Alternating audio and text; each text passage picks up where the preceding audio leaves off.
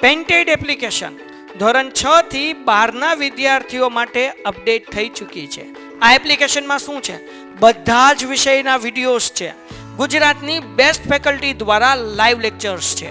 IMP પ્રશ્ન છે, test series છે અને ગુજરાતના તમામ વિદ્યાર્થીઓ સાથે તમે તમારી કમ્પેરિઝન કરી શકો છો. ગેમિફિકેશન છે અને બીજું ઘણું બધું. તો તમે એપ્લિકેશન ડાઉનલોડ ન કરી હોય તો ડિસ્ક્રિપ્શનમાં લિંક આપી છે. હમણાં જ પ્લે સ્ટોર ઉપર જાઓ અને એપ્લિકેશન ડાઉનલોડ કરો. ઘરે બેઠીને સરસ મજાનું ગુજરાતની જોરદાર ફેકલ્ટી સાથે ભણો, સારા માર્ક્સે પાસ થાઓ.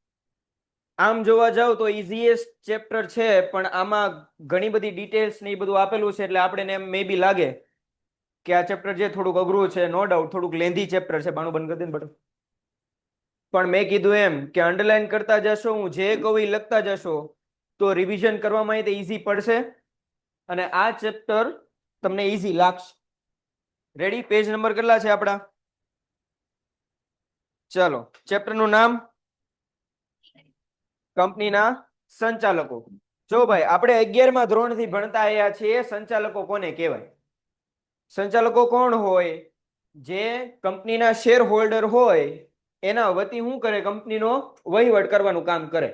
દાખલા તરીકે મેં કોઈ કંપની બનાવી, એ કંપનીના મેં શેર બહાર પાડ્યા.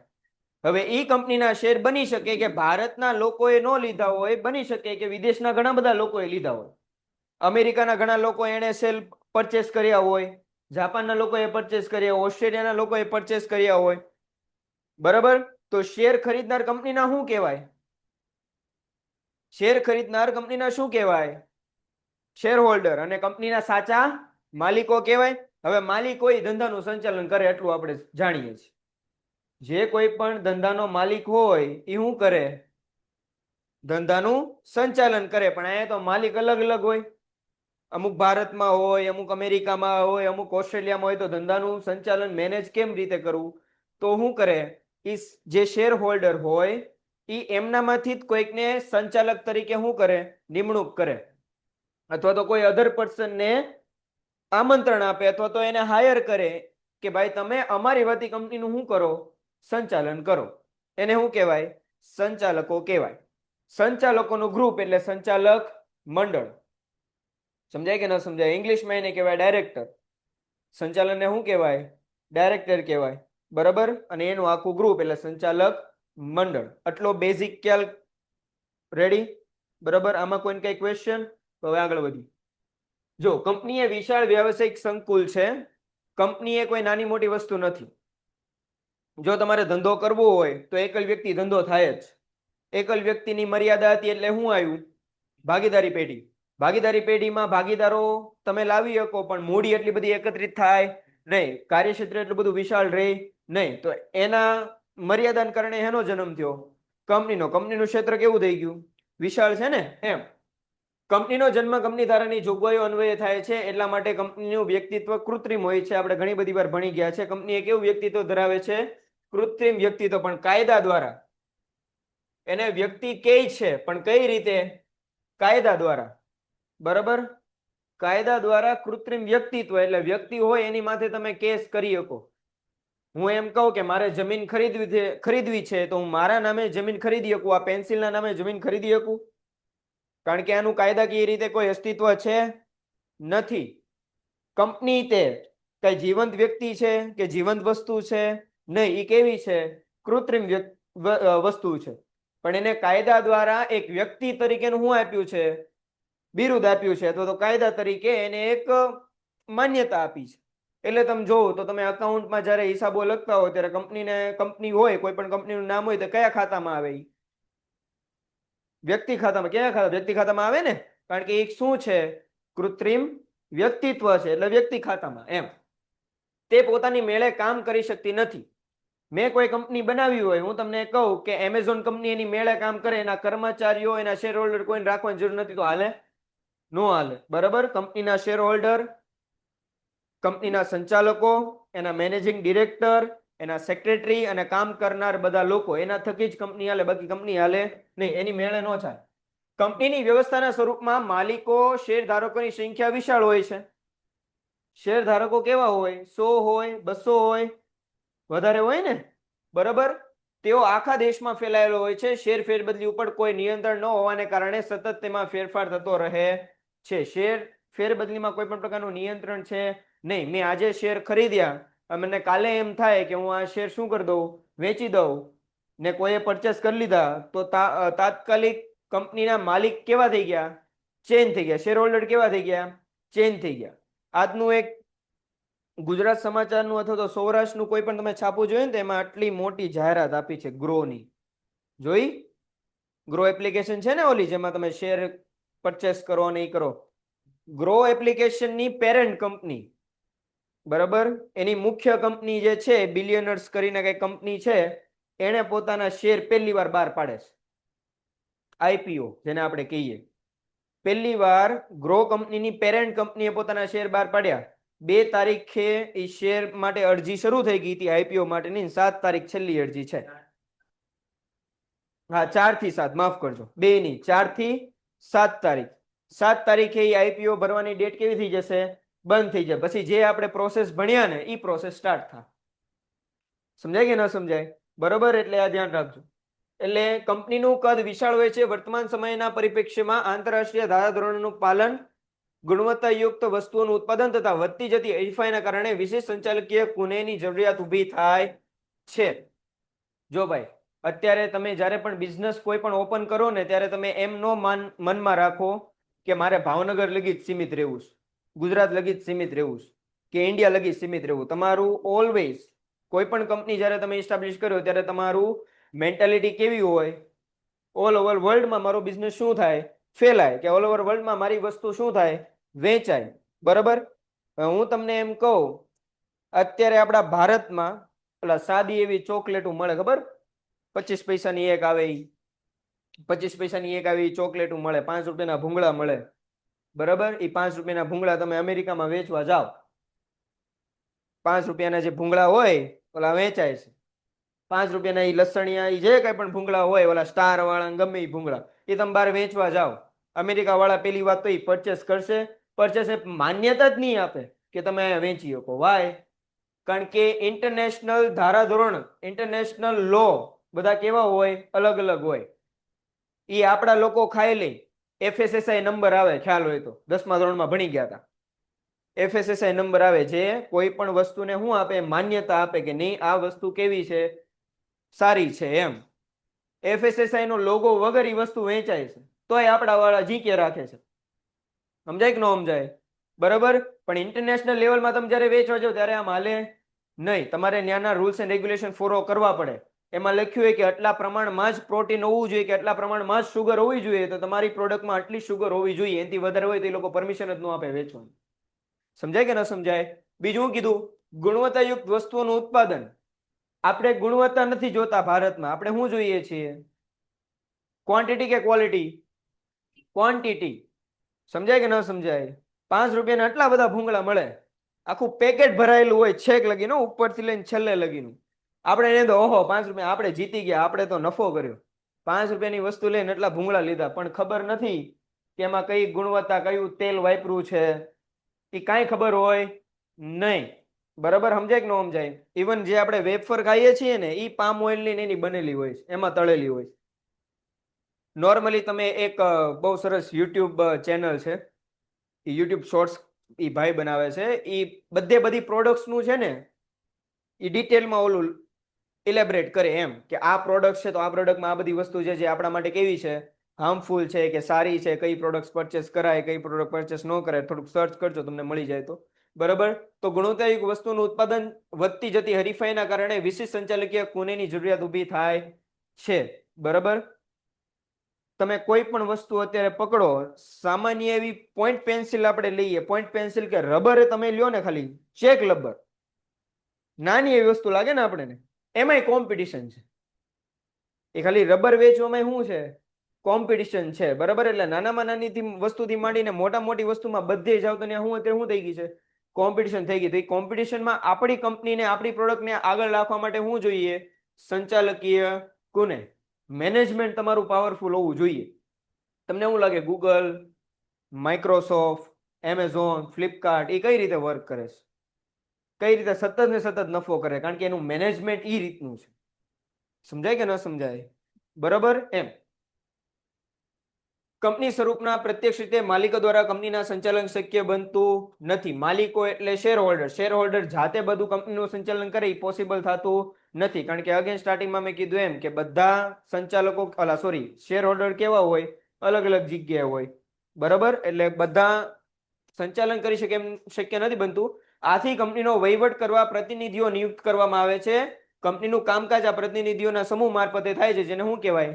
સંચાલક મંડળ. એ પ્રતિનિધિ એટલે સંચાલક, પ્રતિનિધિઓનો સમૂહ એટલે સંચાલક મંડળ, બોર્ડ ઓફ ડિરેક્ટર્સ. યોગ્ય રીતે વહીવટ કરવા માટે કંપની ધારાની કેટલીક જોગવાઈનું પાલન કરવું પડે છે. કંપનીની અસ્તિત્વમાં આવ્યા બાદ 30 દિવસમાં સંચાલક મંડળની પ્રથમ સભા બોલાવી જોઈએ. માની લો 1 નવેમ્બર 2025 ના રોજ મારી કંપની શરૂ થઈ. પાછળ છેલ્લી વાર કહીશું.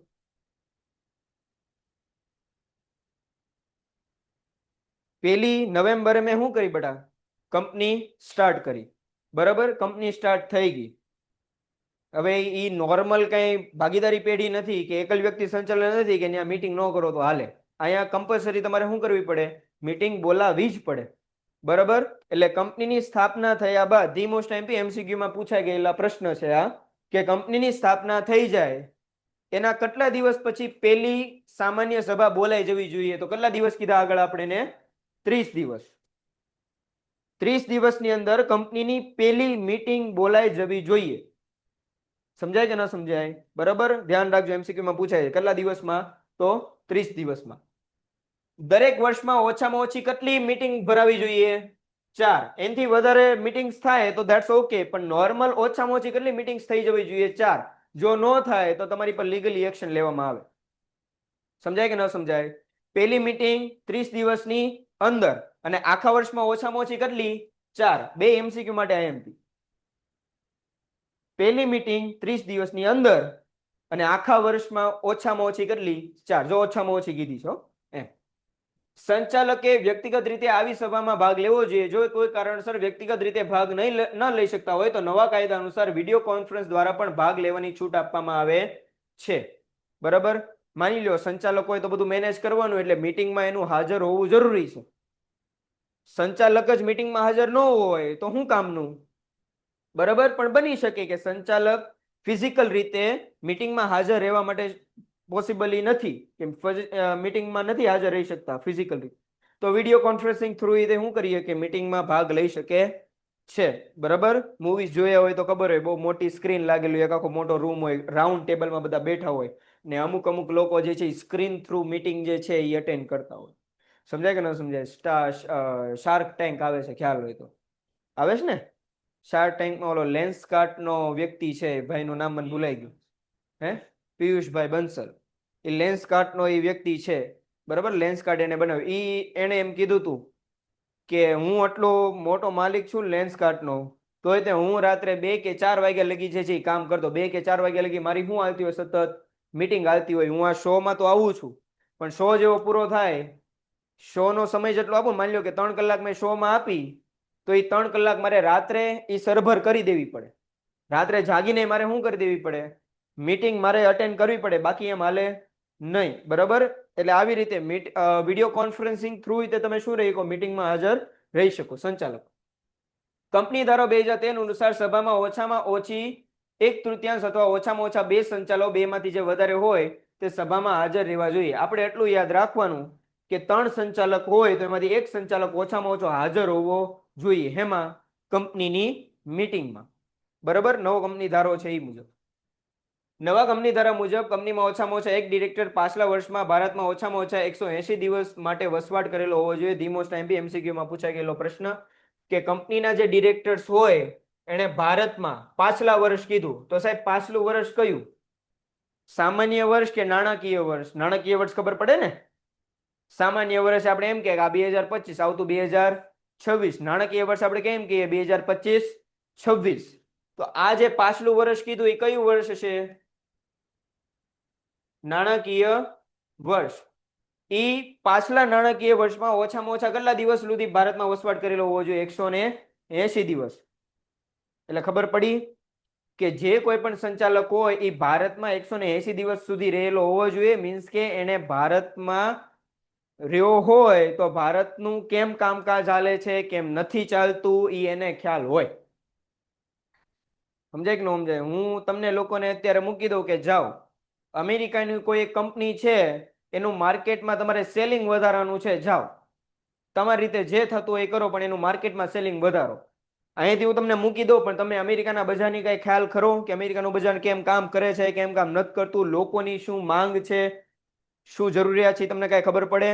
ન પડે. તો તમારે શું કરવું પડે? ફરજિયાત ત્યાં થોડાક દિવસ ત્યાં રહેવું પડે, માર્કેટ સમજવું પડે, પછી તમે કોઈ ડિસિઝન લઈ શકો ને. સેમ એની માટે જ છે. 180 દિવસ ઓછામાં ઓછા સંચાલકોએ ભારતમાં શું કરેલો હોવો જોઈએ? વસવાટ કરવો જોઈએ પાછલા નાણાકીય વર્ષમાં. બરાબર? આ કાયદો જે છે, જે આ કાયદો તમને કહે છે કે નાણાકીય વર્ષમાં કેટલા 180 દિવસ, એ સેક્શન 149 કંપની ધારો 2013 છે ને, કંપની ધારા 2013 ના સેક્શન 149 અંતર્ગત આ કાયદો લાગુ પડે સંચાલકો માટે, કે તમારે ઓછામાં ઓછા કેટલા દિવસ હાજર રહેવાનું છે? 180 દિવસ. બરોબર? આ જસ્ટ તમારી જનરલ નોલેજ માટે છે, એક્ઝામમાં આવી રીતે પૂછાતું નથી, પણ જસ્ટ તમને લોકોને ખ્યાલ આવે એમ. કંપની ધારો 2013 એનો સેક્શન 149 શું કહે છે કે ભારતના 180 દિવસ સંચાલકોએ વસવાટ કરેલો હોવો જોઈએ. બરાબર? ચાલો, કોઈ પણ સંસ્થાના અસ્તિત્વ માટે બે અગત્યના વસ્તુ છે, માલિક અને સંચાલક. કોઈ પણ તમારે ધંધો જે છે એ કરવો હોય તો બે વસ્તુ અગત્યની, એક કોણ હોવો જોઈએ? એનો માલિક, ને એક કોણ હોવું જોઈએ? સંચાલન. આપણે એમ કહીએ કે અબ્બાસ સર જે છે એ આલ્ફા એકેડમીના આમ જોવા જાવ તો માલિક. સમજાય કે ન સમજાય? આલ્ફા એકેડમી શું છે? માલિક છે. બરાબર? તો માલિક બધું કામ કરે તો એ બધે પહોંચી વળે? ન પહોંચી શકે ને. તો એની માટે કોનું શું કરે? એ સંચાલકો રાખે.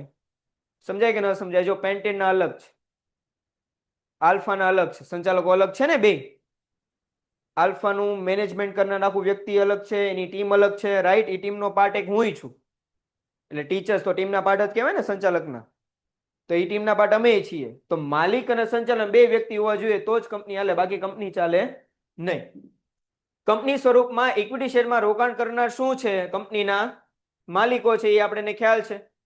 કંપનીનું સારું સંચાલન નામ, પ્રતિષ્ઠા અને નફા તરફ લઈ જાય જ્યારે અડગણ વહીવટ ખોટને આમંત્રણ આપે છે. તમારું મેનેજમેન્ટ પ્રોપર હોય તો તમને કન્ટિન્યુઅસ નફો થાય. જો તમારું મેનેજમેન્ટ અણધણ એટલે જેમ ફાવે એમ, કાંઈ આગળનું ફ્યુચરનું વિચાર્યા વગર તમે નિર્ણય લઈ લ્યો કંપની માટે અને પછી પ્રોબ્લેમ આવે તો કંપનીને ખોટ થાય ને. ને ઇવન કોઈ પણ બિઝનેસમેન હોય ને, તમે શાર્ક ટેન્ક જોતા હો તો શાર્ક ટેન્ક કે તમારો જે કોઈ પણ આઈડિયલ બિઝનેસમેન હોય, બરાબર, અથવા તો તમારો કોઈ પણ આઈડિયલ પર્સન હોય, હું એમ કહું, હાલો, એનું હંમેશા થિંકિંગ કેવું હોય? ફ્યુચર રિલેટેડ હોય ને, કે હું આગળ શું કરીશ. સમજાય કે ન સમજાય? તો સેમ કંપનીમાં તે તમારે ફ્યુચરનું વિચારીને તમારે હાલવું પડે. બરાબર? અને જેમ તેમ તમે જવા દો સંચાલન તો ભાઈ ખોટ થઈ શકે. તેથી વર્તમાન સમયમાં ઘણી બધી કંપનીઓમાં સંચાલકો જે તે કંપનીના શેર ધારક સ્વરૂપે માલિકી ધરાવે છે અને યોગ્ય સંચાલક નીતિ અથવા કાબેલિયતભરી વહીવટી કુશળતાથી કંપનીને સફળતાની ટોચ ઉપર પહોંચાડે છે. જો ભાઈ સંચાલકો બે ટાઈપના હોય કે એક સંચાલક એવો હોય જેણે કંપનીના શેર પરચેસ કરેલા હોય અને સંચાલક હોય. બીજો સંચાલક એવો હોય કે જેણે કંપનીના શેર પરચેસ કર્યા નથી, એમ છતાંય તે ખાલી કંપનીનું મેનેજમેન્ટ કરવા માટે એ વ્યક્તિ છે. આવા બે ટાઈપના સંચાલક હોય કે થોડુંક ડિટેલમાં આપણે આગળ હમણાં જોઈશું. બરાબર? ભારતના કંપની સ્વરૂપમાં સંચાલનમાં જુદા જુદા સમયે ફેરફાર થતા રહ્યા છે. વર્તમાન કંપની ધારા પ્રમાણે સંચાલક મંડળ દ્વારા જ કંપનીનું સંચાલક થાય છે. સંચાલક મંડળને મદદ કરવા માટે મેનેજિંગ ડિરેક્ટરની નિમણૂક કરવામાં આવે. તો સાહેબ આપણે 11માં તો એવું ભણતા હતા કે સંચાલક મંડળ હોય ને એને મેઇન તો આ વ્યક્તિ હોય કે ન હોય? 11મા ધોરણમાં જેટલું ભણ્યા એમાં આપણે આજ વાંચ્યું ને કે સેક્રેટરી છે એ શું કરે? સંચાલકોને નિર્ણય લેવામાં મદદ કરે. ઇવન જેટલું આપણે અત્યાર લગી જોયું બધામાં આપણે સેક્રેટરીનું મહત્વ કેવું રાખ્યું છે? વધારે રાખ્યું ને. પણ આમાં તો શું કીધું છે કે સંચાલકોને મદદ કરવા માટે કોણ જોશે? મેનેજિંગ ડિરેક્ટર જોઈએ ને. બરાબર? તો હવે અહીંયા સમજવા જેવી વાત એ છે, આપણે થોડુંક જે છે એ પ્રાયોરિટી સેટ કરી દઈએ. બરાબર? કંપનીનું મેનેજમેન્ટ કરવાનું વાત હોય તો પેલા કોણ આવે? સંચાલકો આવે. કોણ આવશે પેલા? સંચાલકો પછી કોનો હોદ્દો હોય? તો આ એમડી નો. એમડી એટલે મેનેજિંગ ડિરેક્ટર. અને મેનેજિંગ ડિરેક્ટરની નીચે કોણ આવશે? સેક્રેટરી આવશે. તો સાહેબ આ કેમ? તો સમજો, મેનેજિંગ ડિરેક્ટરનું કામ છે કંપનીનો રોજબરોજનો વહીવટ ચલાવવાનો, અને સેક્રેટરીનું કામ શું છે? આ એમડી ને અને સંચાલકોને કાયદાકીય રીતે જે કાંઈ પણ મદદ થતી હોય મદદ શું કરવાની? પૂરી પાડવાની. મેનેજિંગ ડિરેક્ટર એમ વિચારે, મેનેજિંગ ડિરેક્ટર કંપનીના વિસ્તરણ એ બધી બાબતે નિર્ણય લઈ શકે. મેનેજિંગ ડિરેક્ટર એમ નક્કી કર્યું કે ભાઈ આપણે એક બ્રાન્ચ અમદાવાદમાં ઓપન કરવી છે, બરાબર? તો એ ઓપન કરવાની જે કાંઈ પણ લીગાલિટી જે હશે, કે જે કાંઈ પણ લીગલી બધું વર્ક કરવાનું છે, એ બધું કામ કોણ કરશે? સેક્રેટરી કરશે. સમજાય કે ન સમજાય? બરાબર. લીગલી કોઈ પણ બાબત માટે સજેશન આપવા અથવા તો લીગલી કંપની ચાલે એ જોવાનું કામ કોનું? સેક્રેટરીનું. બરાબર. આ રીતનું હોય છે. હમણાં આગળ મેનેજિંગ ડિરેક્ટરે આવશે એટલે ત્યાં આગળ આપણે જોશું. સંચાલકોની વ્યાખ્યા the most imp one liner ક્વેશ્ચનમાં પૂછાઈ જાય છે એટલે ધ્યાન રાખજો. સંચાલકો કોને કહેવાય? તો જો આ ઇઝીએસ્ટ છે કે કંપની ધારા અનુસાર સંચાલક એટલે કંપનીના સંચાલક મંડળમાં નિમાયેલ સંચાલક. સાવ ઇઝી. સંચાલક કોને કહેવાય? તો આ સંચાલક મંડળનું જે ગ્રુપ છે એમાંનો કોઈ એક સંચાલક, એને શું કહેવાય? સંચાલક. આવી બહુ ડીપ વ્યાખ્યા છે જે ઇલોન મસ્કને તે સમજાય નહીં. બરાબર. શું કીધું? સંચાલક મંડળમાં રહેલો કોઈ પણ એક સંચાલક એવું છે, સંચાલક. સમજાય કે ન સમજાય? ધ્યાન રાખવું. આવું બધું કન્ફ્યુઝ થઈ જાય છોકરાઓમાં કે આમાં સંચાલક છે કોણ? મંડળ કે મંડળમાંનો વ્યક્તિ? જો એ સંચાલક હોય તો ક્વેશ્ચન શું હતો? સંચાલક કોને કહેવાય? તો મંડળમાંથી જે પર્સન સંચાલક હોય તો આન્સર તો ન્યા જ મળી ગયો. તો એ પર્સન સંચાલક કહેવાય. સમજાણું? કઈ ન સમજાણું ને? એટલે જ કહું, અહીં ધ્યાન આપજો. કોઈ પણ એક ગ્રુપ હોય, માની લો હું તમને એમ કહું, વાત સાંભળજો, તોફાની છોકરાઓનું ગ્રુપ હોય સ્કૂલમાં, બરાબર? કે તોફાની છોકરીનું સ્કૂલ હોય, ગર્લ્સ સ્કૂલ હોય તો ને એમ હાલતું હોય, બરાબર? તો માની લો એ 5-6 જણાનું ગ્રુપ હોય, એમાંથી એક સ્કૂલમાં કઈ કમ્પ્લેન આવી કે સ્કૂલમાં કઈક તૂટફૂટ થઈ છે, તો કોને પકડશે? ડાયરેક્ટ એ 5 જણામાંથી કોઈ એક જણાને સ્પેસિફિક પકડશે, કારણ કે બધાને કામ આપી દીધેલા હોય. જે છે સ્કૂલની પ્લેગ્રાઉન્ડનું તારે બધું સંભાળવાનું, ક્લાસનું તારે સંભાળવાનું, બરાબર? લોબીનું તારે સંભાળવાનું. એટલે એ મુજબ ખબર પડી જાય કે કોને પકડવાના છે. સમજાય કે ન સમજાય? એટલે ધ્યાન રાખજો. સંચાલક એવી વ્યક્તિ કે જે કંપનીના સમગ્ર સંચાલન, દોરવણી અને અંકુશ માટે વ્યાપક નીતિઓનું ઘડતર કરે છે. તમારે આઈ થિંક આખા ચેપ્ટર આવે છે, બરાબર? આના સંચાલન, દોરવણી અને અંકુશ આગળ આવે છે, બરાબર? માલિકી વ્યવસ્થાપન એ આવે છે ને, કર્મચારી સંચાલન, કર્મચારી વ્યવસ્થાપન, બરાબર ને? એટલે સંચાલકનું કામ શું છે? સંચાલન એ કરવું, દોરવણી કરવી અને અંકુશ. દોરવણીનું ઇંગ્લિશમાં અર્થ થાય ડાયરેક્શન આપવી. કંપનીને ક્યાં લઈ જવાની છે, કંપનીને કેમ વર્ક કરવાનું છે, એનું ડાયરેક્શન આપવાનું કામ કોનું? ડાયરેક્ટરનું. Direction, director. સંચાલક મંડળ, સંચાલક. સમજાય ને? એમ. સંચાલક એક એવી વ્યક્તિ છે આવેદન પત્ર અને નિયમન પત્રને આધીન રહીને નીતિ અને વ્યૂહરચનાના ઘડતર દ્વારા કંપનીનું સંપૂર્ણ સંચાલન કરે છે. જો ભાઈ સંચાલનનો મતલબ એવો નહીં હો કે મને જેમ મન ફાવે હું કંપનીને લઈ જાઉં. ડાયરેક્શનનું કામ મારું છે. મને જેમ ફાવશે હું કંપનીને લઈ જાય, પણ એ કેમ લઈ જવું, કેટલું લઈ જવું, કયા પ્રમાણમાં લઈ જવું, એ હેમાં લખેલું હોય? કઈ ગયું? આવેદન પત્ર અને નિયમન પત્રમાં. આની બારી જઈ શકે નહીં. આની બહારના ડિસિઝન લે તો કંપની જવાબદાર રહે નહીં, એ પર્સન જવાબદાર રહે, કે જે સંચાલક જવાબદાર રહે. સમજાય કે ન સમજાય? એટલે આ ઉપરની બે વ્યાખ્યા ઈઝી છે, જો તમારે યાદ રાખવી હોય તો. ને યાદ રાખવી જ પડશે, પૂછાશે જ તે, બરાબર? હું ઓપ્શન હું લેવા આપું છું, યાદ જ રાખવાની છે, બરાબર? ઓપ્શન જેવું અહીંયા છે જ નહીં, એટલે ધ્યાન રાખજો. જો ભાઈ આમાં કહી દીધું કંપનીનું સંચાલન કરે છે, સંચાલક મંડળ તરીકે ઓળખાય, અને એની સત્તા કેવી છે? સર્વોચ્ચ છે. સમજાય કે ન સમજાય? એમ. ધી મોસ્ટ એમપી પૂછાઈ ગયેલો વન લાઇનર ક્વેશ્ચન, એમસીક્યુ પૂછાઈ ગયેલો સાનો ઘણી બધી બોર્ડ એક્ઝામમાં, કે કંપની રૂપી શરીરમાં સંચાલક મંડળ હેનું કામ કરે? મગજનું કામ કરે. મગજ વગરનું શરીર કઈ કામનું નહીં, બરાબર? એક્ઝામ્પલ જોવું હોય તો મિરર જોઈ લેવાનું, અરીસો જોઈ લેવાનો, તમારે જો એમ જોવું હોય કે સાહેબ મગજ વગરનું શરીર કેવું દેખાય, તો તમારા ભાઈબંધને કહેવાનું કે બેટા એક તમારો ભાઈબંધ હોય ને એને કહેવાનું શું જોઈ લેવાનું, અરીસો જોઈ લેવાનું. આમ આપણે એને આનંદ થાય કે ઓહો જોયું મેં. સમજાય કે ન સમજાય? ધી મોસ્ટ એમપી કહું છું, યાદ રાખજો, MCQ માં પૂછાયેલો છે, વન લાઇનર ક્વેશ્ચન માં. એટલે હું તમને એમ કહું કે શરીરના બધા અંગો આપણી પાસે હોય, હાથ, પગ, મોઢું, આંખ, કાન, બધું બરાબર. પણ જ્યાં સુધી બ્રેન ન હોય ત્યાં સુધી જો હાથ કઈ રીતે કામ કરશે, પગ કઈ રીતે કામ કરે, એ બધું ડિસાઇડ મગજ કરે ને. મગજ વગરનું શરીર કઈ કામનું નહીં, ડેડ બોડી ટાઈપ હોય બરાબર. એટલે મગજ તરીકેનું કામ કંપની સ્વરૂપમાં કોણ કરે? સંચાલક કરે. હવે કાનૂની દરજ્જો, કંપની સ્વરૂપમાં સંચાલકનું સ્થાન ખૂબ જ મહત્વનું છે. જુદા જુદા તરીકે એને ન્યાયાલય આપેલા ચુકાદોને આધારે સંચાલકોનું કાનૂની દરજ્જા નીચે પ્રમાણે છે. આ જેટલા દરજ્જા છે ધી મોસ્ટ એમપી 2 માર્ક માટે, ને એમાંથી ધી મોસ્ટ એમપી કે જે બોર્ડમાં વારંવાર પૂછાય છે ઈ આ જેટલા પોઈન્ટ્સ તમને દેખાય છે ને, શું સંચાલકોનો કાનૂની દરજ્જો, બધા પોઈન્ટ 2 માર્ક માટે ધી મોસ્ટ એમપી, ને એમાંથી બોર્ડમાં વારંવાર પૂછાઈ ગયેલા હું તમને કહીશ બરાબર. એટલે ધ્યાન રાખજો. ચલો, પેલું હું કીધું છે, સંચાલક શું છે? કંપનીનો પ્રતિનિધિ છે, કાનૂની તરીકે લીગલી શું છે? એ કંપનીના પ્રતિનિધિ છે. સંચાલકો શેર ધારકોના પ્રતિનિધિ છે. પ્રતિનિધિ એટલે હું કે તમારી વતી શું કરે? કામ કરે. સમજાય કે ન સમજાય? ક્લાસમાં મોનિટર હોય બરાબર, હે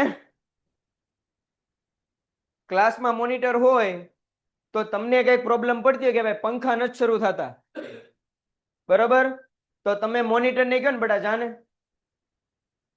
મેડમ ને ક્વેશ્ચન ની પ્રિન્સિપલ ને જઈને કમ્પ્લેન કરો. તમારા બધા વતી કમ્પ્લેન કરવા કોણ જાહે? ઈ જાહે ને, ઈ કોઈ પણ પર્સન જેને નસીબ એવા મળ્યા હોય કે ઈ બને. બોય સ્કૂલમાં તો એના નસીબ ખરાબ. જો બોય સ્કૂલમાં કોઈને બનાવ્યો હોય મોનિટર તો એની પોઝિશન કોઈ સમજી જ ન શકે બરાબર. હા, એ તમે બનાવ્યો, એમાં તે તમારા નામ લખે ને. માની લો કે હું મોનિટર બન્યો, આ ભાઈ નામ લખું તો મને તરત જો ભાઈ મેં તને વોટ આપ્યો હતો. એટલે આપણે ન ચાહતી હોય તે આપણા ઇન્ડિયાના જે કાંઈ પણ રાજનેતાઓ છે એની મુજબ આપણે વર્તવું પડે, આપણે એનું નામ પૂછી નાખવું પડે.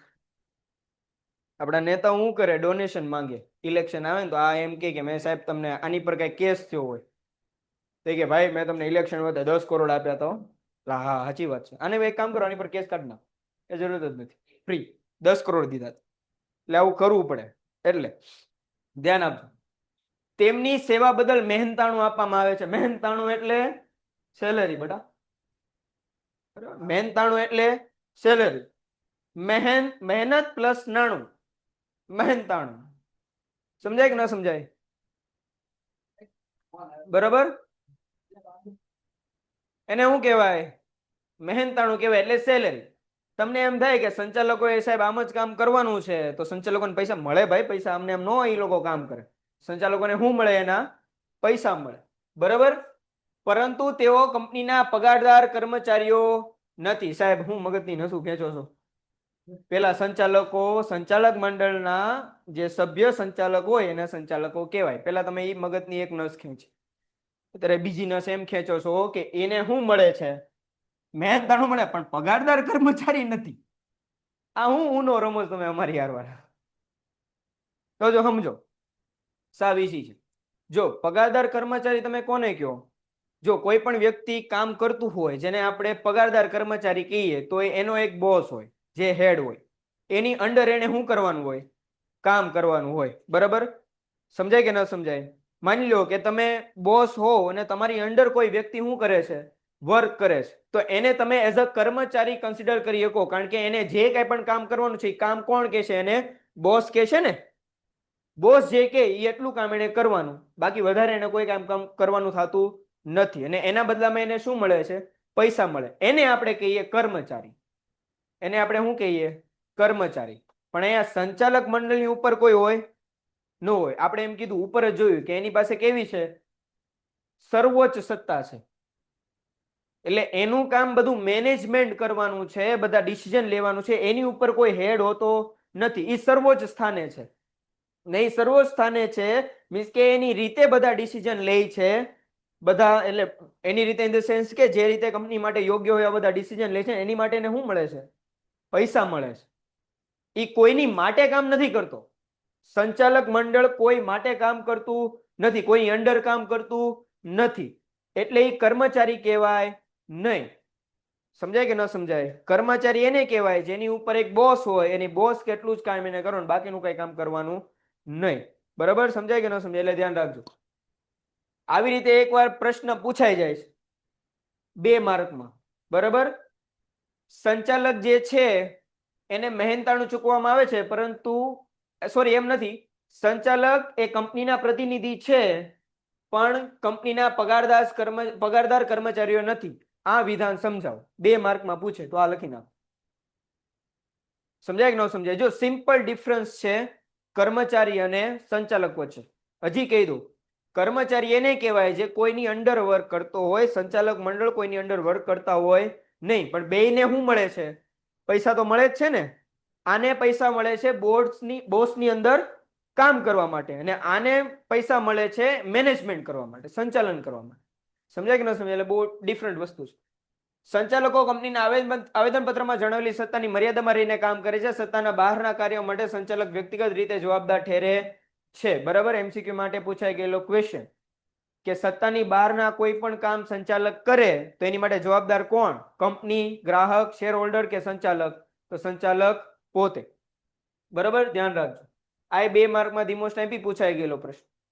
હવે બીજું, સંચાલક વહીવટી ભાગીદાર તરીકે. હવે આમાં એને શું કીધો છે? ભાગીદાર કીધો છે. શેરધારો કંપનીના માલિકો છે, તેઓ પોતાનામાંથી જ પ્રતિનિધિ ચૂંટી કાઢે છે, જે સંચાલક તરીકે શું કરે છે? કાર્ય કરે છે. માની લ્યો કે તમે બધા શેર હોલ્ડર છો, આપણી ફર્સ્ટ એન્યુઅલ મીટિંગ બોલાણી, વાર્ષિક સામાન્ય સભા. બરાબર? પહેલી વાર્ષિક સામાન્ય સભામાં કમ્પલસરી સંચાલકોની નિમણૂક થઈ જવી જોઈએ અને થઈ જ જવી જોઈએ. કમ્પલસરી છે, કંપની ધારો એવું કહે છે. આપણા લોકોની ફર્સ્ટ બોર્ડ ઓફ ડિરેક્ટર્સની મીટિંગ બોલાણી, એમાં બધા સંચાલકો, બધા શેર હોલ્ડરો, સંચાલકો તો ન હોય, શેર હોલ્ડરો બધા આયા. હવે પેલું કામ શું કરવાનું છે? કોને નિમવાના છે? સંચાલકો બનાવવાના ને. તો એવું બની શકે કે તમારામાંથી તે તમે અમુક લોકોને શું કરો? અપોઇન્ટ કરો કે ભાઈ આપણામાંથી આ 5 જણા શું હશે? સંચાલક તરીકે કાર્ય કરશે. એ શેર હોલ્ડર છે? શેર હોલ્ડર છે એ લોકો? તો યસ, તમારામાંથી તે, તમે લોકો શેર હોલ્ડર છો, તમારામાંથી તે કોઈને સંચાલક બનાવ્યા અમે, તો એ શેર હોલ્ડર હોય ને. પણ હવે એનું કામ શું છે? એ હવે શેર હોલ્ડર તો છે, પણ હવે એનું કામ શું છે? કંપનીનું સંચાલન કરવાનું કામ છે. સમજાય કે ન સમજાય? એમ. આમ સંચાલકોનો દરજ્જો વહીવટી ભાગીદારના સ્વરૂપનો હોય છે અને માલિકીની હેસિયતથી શેર વેચણી, શેર પર હપ્તા મંગાવવા વગેરે પ્રકારના સામૂહિક નિર્ણયો લે છે, છતાં તેમને ભાગીદાર કહી શકાય નહીં. કામ કરે ભાગીદાર જેવું જ તે. બરાબર? ઓબ્વિયસ વાત છે. કોઈ પણ માલિક હોય એમ કહે ને કે ચલો ભાઈ શેરનો હપ્તો મંગાવો. બરાબર? ચલો ભાઈ કામ કરો, શેરનો બીજો હપ્તો મંગાવો, આના શેર જપ્ત કરો. સમજાય કે એ બધા કામ, બધા ડિસિઝન કોણ લે છે? સંચાલક. પણ આની પહેલા આપણે સ્ટડી કરી ગયા છે કે બધું કામ સંચાલક કરે, પણ એની પહેલા શું હોવી જોઈએ? એની મીટિંગ થાય, મીટિંગમાં સર્વાનુમતિ લેવી પડે, પછી આ બધા ડિસિઝન થાય, બાકી ડિસિઝન થાય નહીં. બરાબર? એટલે ભાગીદાર તરીકે ડિસિઝન તો લે, પણ એ એમ ભાગીદાર તરીકે એનું પ્રભુત્વ કંપની પર હોતું નથી. એને કાલવારે એમ થાય સંચાલકને કે કંપની વેચી દો, તો એ વેચી શકે? ન વેચી શકે. હજી ભાગીદારી પેઢીમાં ભાગીદારને એમ થાય કે હાલો ભાઈ પૂરું કરો હવે કંપનીનું કે પેઢીનું, તો એ કરી શકે. કંપનીમાં એમ થાય નહીં, કારણ કે ભાગીદાર નથી, પણ ભાગીદાર તરીકેના જે અમુક હકો હોય એને પોઝેસ કરે છે. પોઝેસ કરે મીન્સ કે એને અમલ કરે છે. બરાબર? ચાલો. કારણ કે ભાગીદારમાં એક ભાગીદારનું કાર્ય બીજા ભાગીદારની શું બને છે? જવાબદારી બને છે. ધી મોસ્ટ એમપી એક આ લાઈને સાચી. ભાગીદારી પેઢી હોય, 5 જણાએ કામ કરવા, 5 જણાએ કોઈ એક વસ્તુ બનાવવાનું શરૂ કર્યું. બરાબર? 5 જણામાંથી એક જણો એની જવાબદારીમાંથી કેવો થઈ ગયો? ચૂકી ગયો. તો બીજાની જવાબદારી બને કે એ કામ કરે. હવે હું તમને એમ કહું કે 5 જણામાંથી એક જણાને એમ કીધું કે તારે હિસાબ કિતાબ લખવાનો છે, પણ એને હિસાબ કિતાબ લખ્યા નહીં, તો આપોઆપ હિસાબ કિતાબ લખવાની જવાબદારી કોની માંથી આવી જશે? જે બીજો એનો ભાગીદાર હોય એની માંથી આવી જાય ને, તરત જ તે આવી જાય કે ન આવી જાય?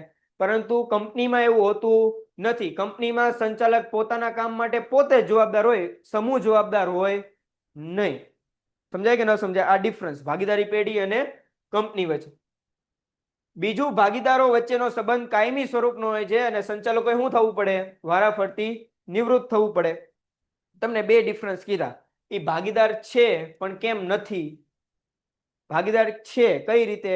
ભાગીદાર તરીકે અમુક અમુક ડિસિઝન લે કે શેરના હપ્તા મંગાવવા, શેર જપ્ત કરવા, એ બધા ડિસિઝન લે કે, પણ ભાગીદાર છે નહીં. શું લેવા? તો પેલું કે ભાગીદાર હોવા માટે એની કાર્યનું જવાબદારી એ પોતાની પર જ હોય છે, બીજાની જવાબદારી સોંપી શકતો નથી. અને બીજું રીઝન શું? કે ભાગીદાર વચ્ચેનો સંબંધ કેવો હોય? કાયમી હોય. જ્યાં સુધી ભાગીદાર નિવૃત્ત ન થાય ત્યાં સુધી ભાગીદારીનો સંબંધ કેવો હોય? કાયમી હોય.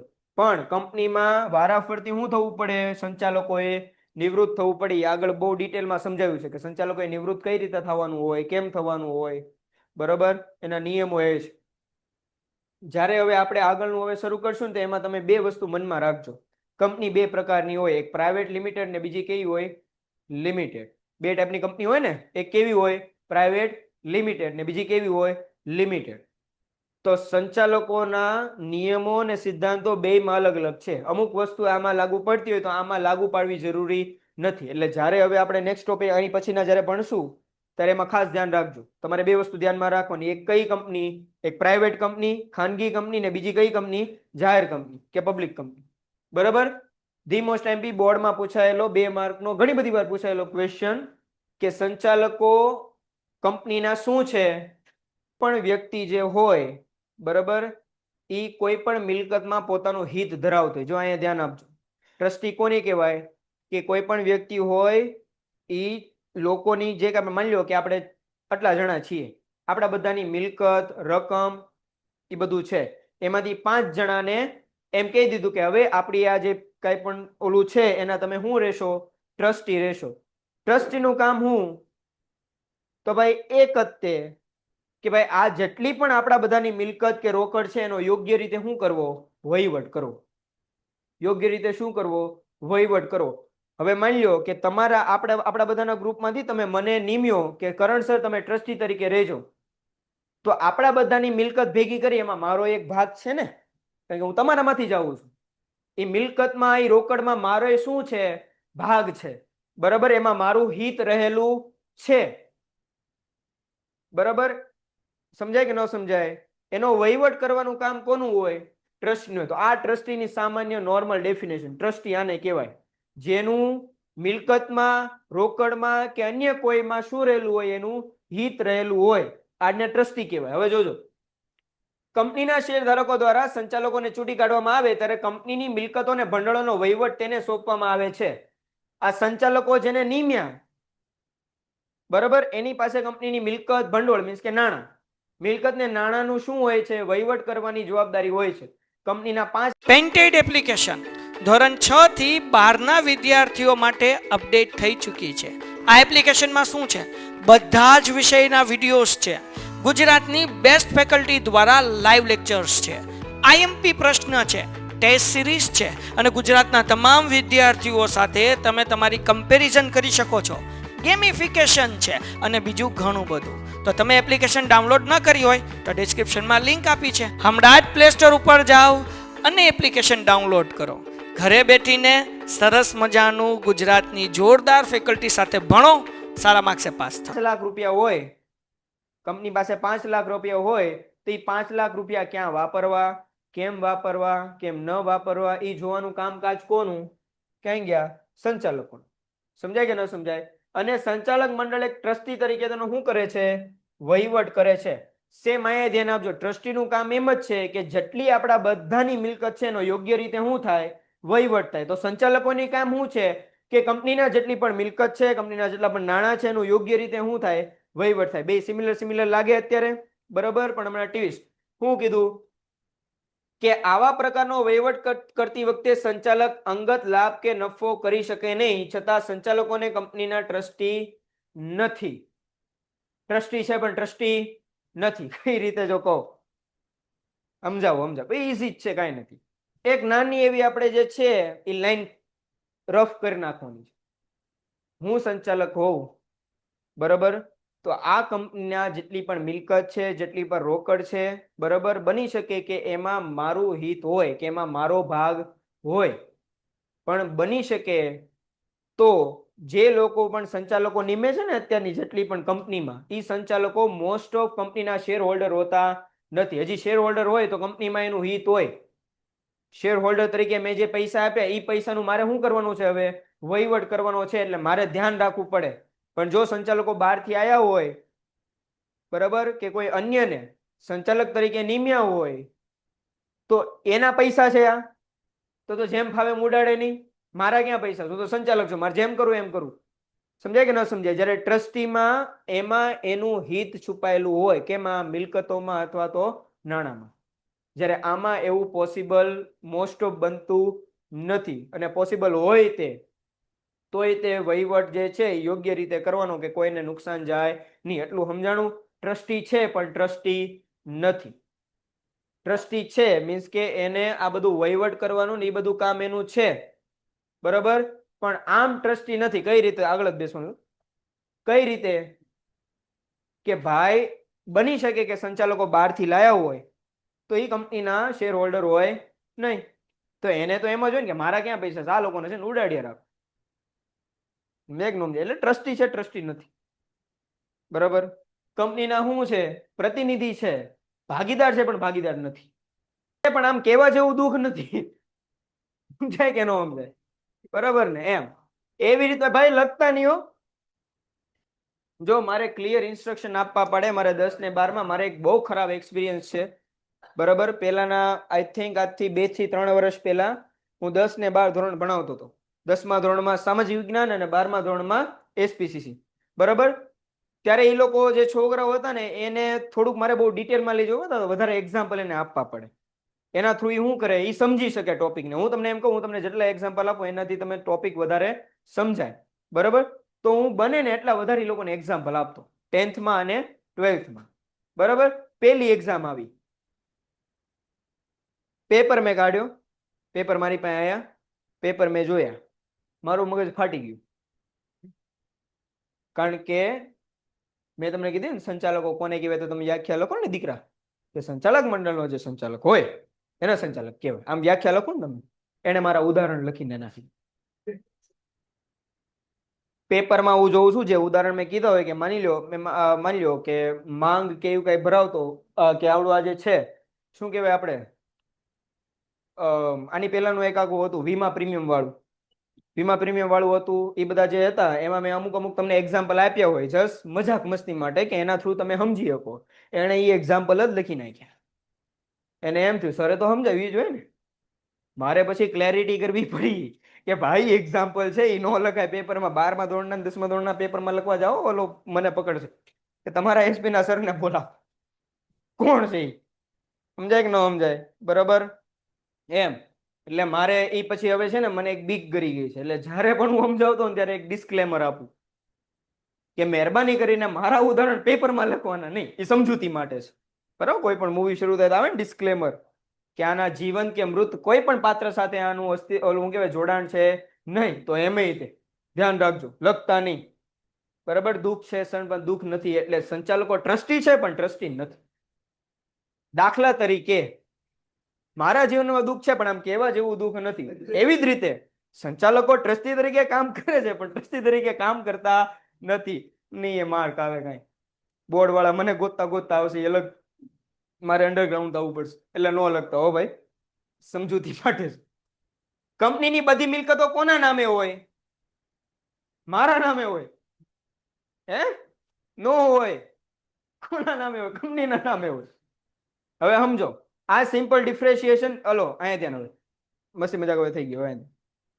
જો કોઈ પણ ટ્રસ્ટી હોય ને, બરાબર, તો ટ્રસ્ટીઓનું એક ગ્રુપ હોય.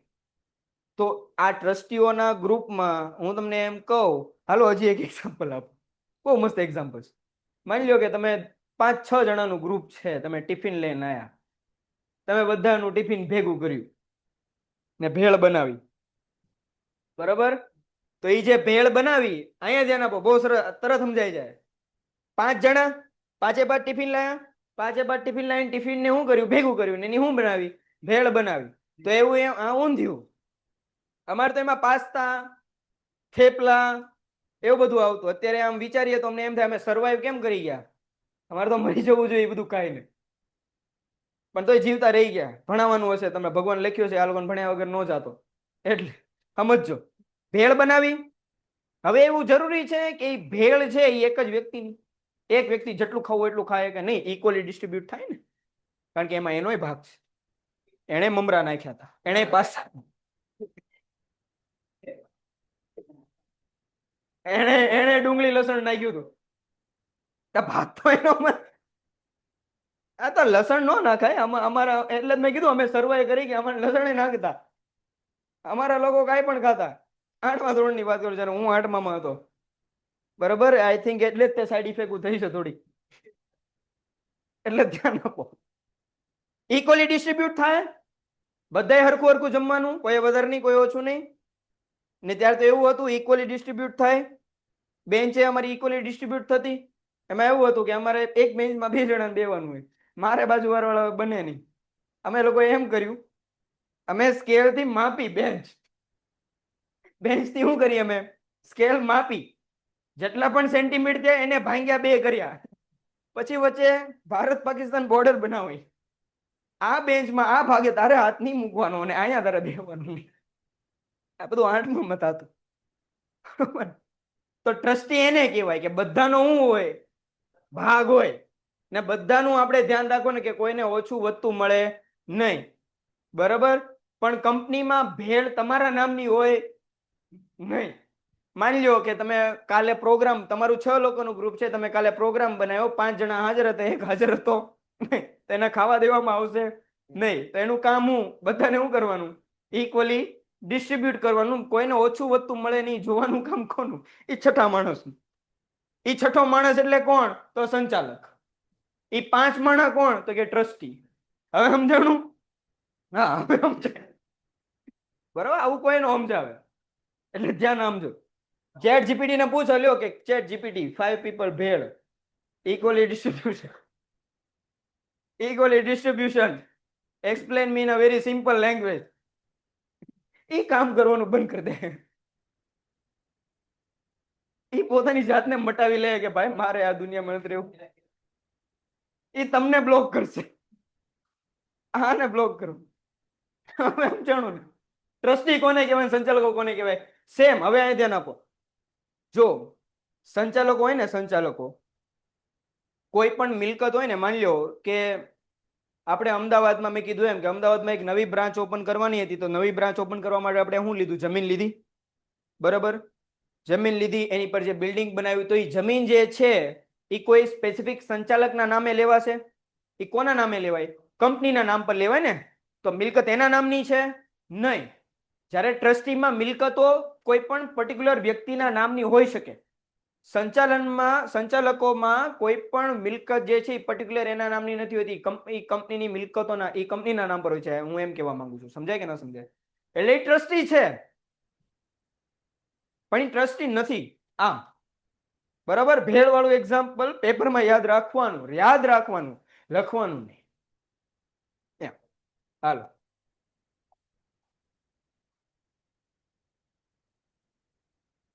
બેહાડ્યો ન હોય ભાઈ, એ તમને સમજીને બેઠા હોય.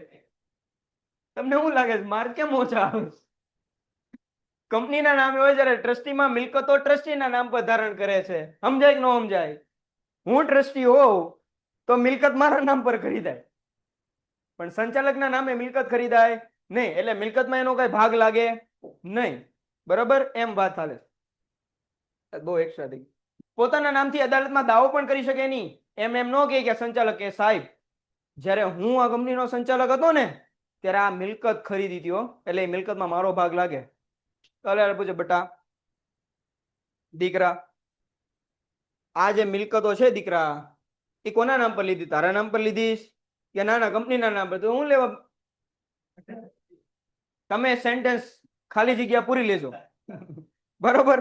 એમ, પરંતુ કંપનીના નામે કરવામાં આવે છે. સમજાય કે ન સમજાય? એટલે આ બધી મિલકત હોય, કોઈ પણ પર્ટિક્યુલર પર્સનના નામે ન લીધેલી હોય, સંચાલકના નામે ન લીધેલી હોય, એ કંપનીના નામ પર લીધેલી હોય. એટલે આ ખાલી વહીવટ કરી શકે એ મિલકત નો, એ રોકડનો શું કરી શકે? વહીવટ કરીએ કે ના, વેચાણથી નફો કે એનું કઈ વિચારીએ કે નહીં, કારણ કે મિલકતો હજી કહું છું એના નામ પર છે નહીં. રેડી? બરાબર. જો ધી મોસ્ટ એમપી 2 માર્કમાં પૂછાઈ ગયેલો ક્વેશ્ચન, સમજાવો સંચાલકો કંપનીના ટ્રસ્ટી તરીકે. અને બીજો ધી મોસ્ટ એમપી બોર્ડમાં વારંવાર પૂછાયેલો આ સંચાલક કર્મચારી તરીકે, પણ ઓનલાઈન ક્વેશ્ચન ઈઝી છે. આગળ સમજાઈ દીધું. કર્મચારી અને સંચાલક બેમાં કોને કહેવાય? કંપનીના કર્મચારીઓ નથી, કેટલાક હેતુ માટે કંપનીના અધિકારીઓ પણ છે, કામ નથી કરતા, ડિસિઝન લે છે. સમજાય કે ન સમજાય? ડિસિઝન લીધા પછી કામ થાય ને. હું એમ કહું હાલો આ લખો, ત્યારે તમે લખ્યું ને કે મેળે મેળે જી ક્યાં રાખ્યા? હા, એમ સમજાય કે ન સમજાય? એમ એમસીક્યુ માટે જે ધ્યાન રાખજો કે કર્મચારી સંચાલકો જે છે એ કંપનીના શું છે? અધિકારીઓ પણ છે, બરાબર, ટ્રસ્ટી છે, માલિકે છે, માણસ નથી, બાકી બધું છે. બરોબર? સમજાય કે ન સમજાય? બરાબર, એટલે ધ્યાન રાખજો. ઉપરોક્ત બાબતોથી બધું સ્પષ્ટ જ થાય છે, કઈ સ્પષ્ટ કરવાની જરૂર નથી. આ ફકરો વાંચી જવાનો, ઉપર જે કીધું એ ધ્યાન રાખવાનું. એક ખાલી એક આ વાત યાદ રાખજો કે એ લોકો એજન્ટે છે, ટ્રસ્ટી છે, પગારદાર કર્મચારી નથી, બરાબર, અધિકારીઓ છે. એટલે શું છે? વિશ્વસનીય સ્થિતિ છે, બધું કામ કરે. બરાબર, આપણા મમ્મી જેવું છે, મલ્ટીટાસ્કિંગ. હા, ઓલરાઉન્ડર જેને આપણે કહીએ એમ. મમ્મીને કહો જમવાનું બનાવતા આવડે, સાફ સફાઈ આવડે, બરાબર. પગાર ન મળે બિચારાને, સિરિયસ. પગાર તમારે દેવાનો થાય ત્યારે કમાઈને કઈ વસ્તુ લઈ દો એમ. બીજું એક આપણે એમ કહીએ તો કે ભાઈ બાહ્ય જેટલા પણ પક્ષકારો છે આપણા કુટુંબના, આપણે એસપી ની લેંગ્વેજમાં વાત કરીએ, આપણી કંપનીના જેટલા પણ બાહ્ય પક્ષકારો છે એની સાથે સંબંધો સાચવવાનું કામ એ જ કરે, આપણા મમ્મી. બરાબર ને? એટલે જે કઈ પણ રિલેટિવ ની હોય એને સંભાળવાનું કામ એનું, આપણું કઈ કામ ધંધો નહીં. એમ ધી મોસ્ટ એમપી 4 માર્કમાં પૂછાયેલું આ કે સંચાલકોની સંખ્યા અને તેનો ઓળખ ક્રમાંક. બરાબર. જો 15 મિનિટ એક્સ્ટ્રા આજનો થોડોક લેક્ચર ચાલશે, પછી તમારે રજા છે. હા, આજનો એક જ લેક્ચર છે એટલે ધ્યાન આપો. 15 મિનિટ ખાલી એક્સ્ટ્રા મારે ભણાવવાનું છે. 15 મિનિટ જેવી કમ્પ્લીટ એવા તમે ઘરે, હું ઘરે નહીં, હું બહાર જઈશ, કારણ કે હું અધિકારી છું. ભેળ ખાવા જઈશ, મન મન થઈ ગયું, ઊંધિયું તું ખા. ચલો, સેક્શન એ માટે અગેન વારંવાર આમાંથી હજી કહી દઉં, આ બેઠો એમસીક્યુ પૂછેલો છે બોર્ડમાં. એમસીક્યુ માં બેઠું પૂછેલું છે. આપણે શું જોવાનું છે હવે? સંચાલકોની સંખ્યા અને એનો ઓળખ ક્રમાંક. બરાબર. જો મેં અગેન કીધું હતું, હવે તમારે બે રીતે જોવાનું છે. કંપની કેવા ટાઈપની હોય? બે ટાઈપની, એક પબ્લિક ને એક પ્રાઇવેટ, ખાનગી અને જાહેર. હવે જેટલા પણ ટોપિક આગળ ભણશું એ બધા તમારે આ બે માઇન્ડસેટ થી ભણવાના છે. એક પ્રાઇવેટ કંપની હોય તો એમાં શું રૂલ્સ એન્ડ રેગ્યુલેશન લાગુ પડે, અને પબ્લિક કંપની હોય તો એમાં શું રૂલ્સ એન્ડ રેગ્યુલેશન લાગુ પડે. સમજાય કે ન સમજાય? પેલું આપણે કીધું કે કોઈ પણ જાહેર કંપની હોય, પબ્લિક કંપની હોય, એમાં ઓછામાં ઓછા કેટલા ડિરેક્ટર્સ હોવા જોઈએ? 3. અને ખાનગી કંપનીમાં કેટલા ડિરેક્ટર્સ હોવા જોઈએ? 2. બરાબર. એમસીક્યુ માં બેઠા પૂછેલા છે, અત્યારથી કહી દઉં. 2 માંથી એક તો બેઠો જ છે. બરાબર. કે જાહેર કંપનીમાં ઓછામાં ઓછા કેટલા સંચાલક? 3. પ્રાઇવેટ કંપનીમાં 2. ઓછામાં ઓછા 2 તો રાખવાના. બરાબર. આગળ એક જ વ્યક્તિ કંપની હોય તો ઓછામાં ઓછા 1, કારણ કે ઓબ્વિયસ વાત છે, એક જ વ્યક્તિ કંપની હોય તો એ પોતે શું હોય? ડિરેક્ટર તરીકે કામ કરે. બરાબર. ચાલો, હવે એક જ વ્યક્તિ કંપનીમાં ડિરેક્ટર બની શકાય ખરા? હા. જો અહીંયા ધ્યાન આપજો, હું એક જ વ્યક્તિ કંપની હોઉં, બરાબર, તો ઓબ્વિયસ વાત છે, મારા નામમાં છે એક જ વ્યક્તિ કંપની, એટલે બધું મેનેજમેન્ટ, બધું કામકાજ કોણે કરવાનું છે? મારે કરવાનું છે. બરાબર. અને હું જ તે કંપનીનો, કે મારી જે કંપની છે એનો હું જ તે શું છું? ડાયરેક્ટર છું. રાઈટ. પણ મને હવે એમ લાગે કે હું બધી બાજુ જે સંચાલન કરી શકું એમ છું નહીં, તો હું કોઈકને એઝ અ સંચાલક તરીકે શું કરું? નિમણૂક કરું. જો અહીંયા વાત સાંભળજો, આ એક જ વ્યક્તિ કંપની છે, કંપનીમાં હું આવી રીતે કોઈને અપોઇન્ટ કરું ને તો એ શું કહેવાય? ડાયરેક્ટર કહેવાય, સંચાલક કહેવાય. એક જ વ્યક્તિ હું ધંધો કરતો હોઉં, ધંધો કીધો, કંપની નથી કીધું, એક જ વ્યક્તિ જો હું બિઝનેસ કરતો હોઉં અને કોઈ બીજા વ્યક્તિને હાયર કરું તો એ હવે શું થઈ જશે? ભાગીદારી પેઢી થઈ. સમજાય કે આ ડિફરન્સ આપે છે. બરાબર? તો કોઈ પણ વ્યક્તિ એક ખાનગી કે જાહેર કંપનીમાં જુદા જુદા ડિરેક્ટર સહિત વધુમાં વધુ કેટલી કંપનીમાં 20 ડિરેક્ટર તરીકે હોદ્દો ધારણ કરી શકે છે? જો ભાઈ આ બાબત સમજવા જેવી. સાંભળો, જો ભાઈ અગેન કીધું છે 15 મિનિટ છે, 15 મિનિટ શાંતિથી ભણવાનું છે. મારે બોર્ડની એક્ઝામ નથી દેવાની, મારે આઈએમપી નથી, મારે ઓનલાઈન ક્વેશ્ચનમાં નથી પૂછાતું, આ એક્સ્ટ્રા ડિટેલ દેવાની મને જરૂર નથી લાગતી. આ 20 તમને કીધું અથવા તો આગળ જે કાંઈ પણ એક ને બધું કીધું એ તમારા સિલેબસની આઉટ ઓફ છે, પણ તોય હું સમજાવું છું, મારી માટે નહીં, તમારી માટે. બરાબર? હજી કહી દઉં છું 15 મિનિટ શાંતિથી છે, તમારા લોકોના કારણે બીજાને બગડે છે, મને એટલું ખાલી ખબર પડે. રેડી? બરોબર? હાલો, આપણે એમ સમજ્યું, એમ કીધું કે કોઈ પણ એક વ્યક્તિ હોય, કોઈ પણ એક વ્યક્તિ ઓછામાં ઓછી કેટલી કંપનીમાં ડિરેક્ટર તરીકે કામ કરી શકે? 20 કંપનીમાં. મીન્સ કે હું એક જ વ્યક્તિ 20 કંપનીમાં એઝ અ સંચાલક તરીકે કામ કરી શકું, એમ આમાં કીધેલું છે. પણ એના અમુક અમુક રૂલ્સ એન્ડ રેગ્યુલેશન છે. અગેન કયા ટાઈપના પ્રકાર પડશે? એક પબ્લિક ને એક પ્રાઇવેટ કંપનીમાં. હવે ધ્યાન આપો, કોઈ એક વ્યક્તિ છે, બરાબર, એને શું બનવાનું છે? સંચાલક બનવાનું છે. તો બે ટાઈપનો એક આવે, એક કઈ કંપની?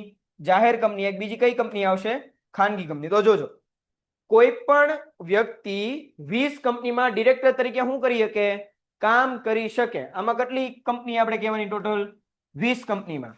પરંતુ એક વ્યક્તિને જાહેર કંપનીમાં ડિરેક્ટર તરીકે વધુમાં વધુ 10 કંપનીમાં, કે જે જાહેર કંપની છે એવી કેટલી કંપની? 10 કંપનીમાં ધારણ કરી શકે. પરંતુ કંપની ધારાની એવી જોગવાઈ કરવામાં આવે છે કે કંપનીના શેર હોલ્ડર ખાસ ઠરાવ દ્વારા આ સંખ્યા ઘટાડી શકે. જો ડિરેક્ટર ઉપરોક્ત નિયમોનો ભંગ કરી નિમણૂક સ્વીકારે તો દંડ માટે શિક્ષાપાત્ર બને. હવે સમજો, મને એમ કીધેલું છે કે જાહેર કંપનીમાં તમારે સંચાલક બનવું હોય તો વધુમાં વધુ કેટલી કંપનીમાં તમે સંચાલક બની શકો? 10 જ કંપનીમાં. બરાબર? અહીંયા 10 કરતા વધારે લોકો બેઠા છે. માની લો કે આ તમારા બધાની પોતાની પ્રાઇવેટ કંપની છે, સોરી, કઈ કંપની છે તમારી? જાહેર કંપની છે. તમારા બધાની જાહેર કંપની છે એટલે તમારા નામની આગળ શું લાગે છે? પ્રાઇવેટ લિમિટેડ લાગે છે. હવે તમારામાંથી બધા એમ કહે છે કે કરણ સર તમે જે છે અમારી કંપનીના શું બનો? સંચાલક બનો. બરોબર? તો હું તમારા, મને એમ મન થાય કે ચલો તમે બધા મારા સ્ટુડન્ટ છો એટલે હું તમારી બધાની કંપનીમાં સંચાલક તરીકે કામ કરું, પણ કંપની ધારો હું કહીએ કે તમે વધુમાં વધુ કેટલી કંપનીમાં કામ કરી શકો? જાહેર કંપનીમાં સંચાલક તરીકે 10 જ કંપનીમાં કામ કરી શકો, એનાથી વધારે કામ કરી શકો નહીં. એમસીક્યુમાં પૂછવા માટે બધી મોસ્ટ કે જાહેર કંપનીમાં એમાંય તે એક જ વ્યક્તિ કંપની હોય તો ઓછામાં ઓછા કેટલી જગ્યાએ તમે કામ કરી શકો? જાહેર કંપનીમાં વધુમાં વધુ કેટલી? 10. હું 11મી કોઈ કંપનીમાં, 11મી કોઈ જાહેર કંપની છે એમાં સંચાલક તરીકે કામ કરવા જાઓ તો એ શું થાય? નિયમનો ભંગ થાય. બરાબર? અને મને એની સજા મળે કંપની ધારા અનુસાર. બરાબર? જો હવે સંચાલકોનો શું કીધો છે? ઓળખ ક્રમાંક જે છે એ તમને કીધો છે. એટલે આપણે આમે ભણ્યા એમ કે જાહેર કંપનીમાં વધુમાં વધુ કેટલા જગ્યાએ તમે કામ કરી શકો? જાહેર કંપની હોય તેમાં 10, વધુમાં વધુ 10 કંપનીમાં કામ કરવાનું, ને બાકીની જેટલી 10 વધે એમાં ખાનગી કંપનીમાં તમે કામ કરી શકો. જેવી 21મી જાય, 21મી કંપનીમાં તમે સંચાલક તરીકે કામ કરવા દોડ્યા એવા તમને મળે. તે કંપની ડિરેક્ટર તરીકે થવા ઈચ્છતી હોય તેને કેન્દ્ર સરકારની ડિરેક્ટર ઓળખ ક્રમાંક ફાળવણી માટે નિયત અરજીમાં અરજી કરવી પડે. હવે માની લો કે તમારે ડિરેક્ટર બનવું જ છે કોઈ પણ કંપનીનું, તો તમારે કેન્દ્ર સરકારમાં અરજી કરવી પડે ઈ સર્ટિફિકેટ લેવા માટે અથવા તો ઈ નંબર લેવા માટે. કોને અરજી કરવી પડે? જો લખવું હોય તો લખજો. બરાબર? આઈએમપી નથી, જસ્ટ નોલેજ માટે છે. તમે ડિરેક્ટર બનવું છે તો તમારે અરજી કરવી પડે તમારો ઓળખ ક્રમાંક મેળવવા માટે, આઈડેન્ટિફિકેશન નંબર માટે. તો તમે અરજી કરવા ક્યાં જશો? તો લખજો, ministry of corporate affairs. Ministry of corporate affairs. આ ઓનલાઈન વેબસાઇટ હોય એમાં તમારે જવાનું, મિનિસ્ટ્રી ઓફ કોર્પોરેટ અફેર્સ, એમાં તમારે જવાનું, એમાં ફોર્મ ફિલઅપ કરવાનું. બરાબર? જેમાં તમારો પાન કાર્ડ, આધાર કાર્ડ, બધું નંબર ની બધું માંગી, ડિટેલ્સ તમારે ફૂલફિલ કરવાની. બરાબર? અને 500 રૂપિયા એની ફી છે. એ ચાર્જીસ તમારે ચૂકવવો પડે. કેટલા? 500 રૂપિયા તમારે ચાર્જ ચૂકવવાનો. બરાબર? 2 થી 3 દિવસ, વધીને 4 થી 5 દિવસમાં તમને ઈ તમારો આઈડેન્ટિફિકેશન નંબર મળી જાય. બરાબર? અરજી મળ્યાની તારીખથી કેન્દ્ર સરકારને 1 માસમાં અરજદારે ડિરેક્ટર ઓળખ ક્રમાંક ફાળવશે. ઓછામાં ઓછા કેટલા, વધુમાં વધુ 1 મહિનાની અંદર તમારે આઈડેન્ટિફિકેશન નંબર આપી દેવો પડે, પણ અત્યારે આમ જોવા જાવ તો 3 થી 4 કે વર્કિંગ ડેઝમાં તમને મળી જાય તમારો આઈડેન્ટિફિકેશન નંબર. બરાબર? એટલે ગવર્મેન્ટ પાસે જે રેકોર્ડ રહે કે આ વ્યક્તિ છે એ કઈ કંપનીમાં સંચાલક તરીકે કામ કરે છે. બરાબર? એમ કોઈ પણ વ્યક્તિ બીજો ડિરેક્ટર ઓળખ ક્રમાંક મેળવવા માટે અરજી કરી શકે નહીં. બરાબર? માની લો હું 10 કંપનીમાં 10 જાહેર કંપની છે ને 10 ખાનગી કંપની છે. આ 20 કંપનીમાં હું સંચાલક તરીકે કામ કરતો, હું મારે 20 વાર અરજી કરવાની? 20 વાર મારે અરજી કરવાની થાય? નો થાય. એક જ વાર અરજી કરવાની હોય. બરાબર? એમાં તમને તમારો ઓળખ ક્રમાંક હોય એ મળી જાય. હવે સેમ એ રીતે હું તમને કહું કે તમારું જ્યારે કોલેજ નહીં, આવતા વર્ષની સ્કૂલ તમારી ખુલે, બરાબર, તો એમાં તમને રોલ નંબર આપે ને સ્ટાર્ટિંગમાં, તો દર મહિને રોલ નંબર ચેન્જ થાય? દર મહિને રોલ નંબર નો થાય.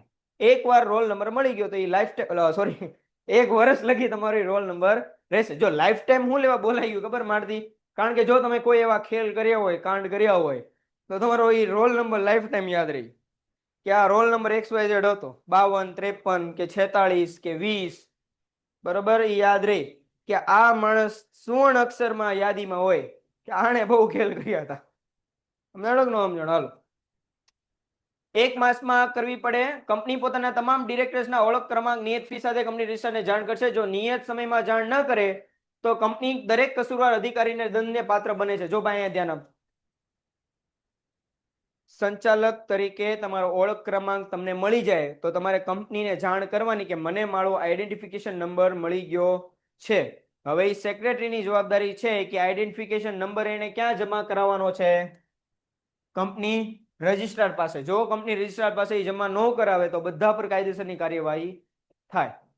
સમજાય કે ન સમજાય? બરાબર? આ આઈડેન્ટિફિકેશન નંબર રાખવાનો ગવર્મેન્ટનો એક જ હેતુ છે કે કોઈ વધારે કંપનીમાં સંચાલક તરીકે કામ કરી શકે નહીં. ઓલું 20 છે ને, એને કરતા વધારેમાં કોઈ કામ કરી શકે નહીં. કારણ કે ઓબ્વિયસ વાત છે, તમે આ કંપનીમાં જાઓ કે બીજી કંપનીમાં જાઓ, તમારે ત્યાં શું તમારો રજૂ કરવો પડશે? આઈડેન્ટિફિકેશન નંબર રજૂ ન કરો તો તમે સંચાલક તરીકે પદ જ ન લઈ શકો. સમજાય કે ન સમજાય? બરાબર? આઈડેન્ટિફિકેશન નંબર હોવો ખાસ જરૂરી છે. હવે જેવી તમે 21મી કંપનીમાં આઈડેન્ટિફિકેશન નંબર આપો એટલે તરત ગવર્મેન્ટના ડેટા રેકોર્ડમાં બોલાય કે આ પેલી 20 કંપનીમાં જે છે કામ કરે જ છે, અને હવે આ કંપનીમાં સંચાલક તરીકે કામ કરવાનો કોઈ પણ અધિકાર છે નહીં. એટલે લીગલી તમારી પર એમ એક્શન લેવાય.